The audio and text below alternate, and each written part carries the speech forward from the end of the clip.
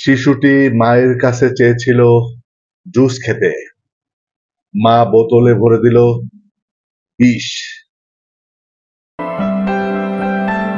চাঞ্চল্যকর এমন ঘটনা ঘটে গেছে ঝিনাইদহে।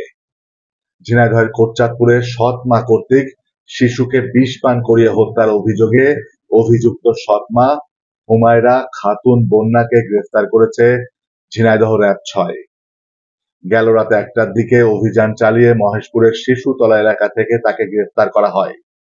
পুলিশ জানায়, গেল ১ তারিখে ঝিনাইদহের কোটচাঁদপুর উপজেলার ভোমরাডাঙ্গা গ্রামে ছোট্ট শিশু মাহমুদা তার সৎ মা হুরায়রা আক্তার বন্যার কাছে জুস খেতে চাইলে কোমল পানীয়র বোতলে বিষ ভরে মাহমুদাকে খাইয়ে দেয় তার সৎ মা।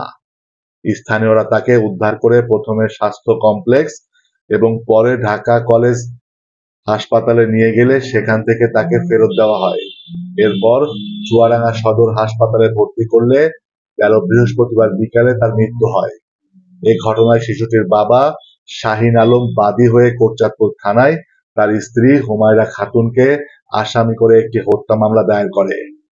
ঝিনাইদহ র‍্যাব-৬ কোম্পানি কমান্ডার মেজর নাঈম জানান, মামলা করা ২৪ ঘন্টার মধ্যে ঝিনাইদহ র‍্যাব-৬ গোপন সংবাদের ভিত্তিতে জানতে পারে ঝিনাইদহের মহেশপুর উপজেলার শিশুতলা গ্রামে এক নিকট আত্মীয়র বাড়ি গোপনে অবস্থান করছে আসামি হুরায়রা খাতুন বন্যা। পরে রাত ১টার দিকে অভিযান চালিয়ে সেখান থেকে তাকে গ্রেফতার করে কোটচাঁদপুর মডেল থানায় সোপর্দ করে। প্রাথমিক জিজ্ঞাসাবাদ শেষে আসামিকে আদালতে প্রেরণ করেছে কোটচাঁদপুর থানা পুলিশ। সৎ মা কর্তৃক কোমল পানীয়ের সাথে বিষ মিশিয়ে ভিকটিম মাহমুদা খাতুনকে হত্যার অভিযোগে নিয়মিত মামলা রুজু হয়েছে।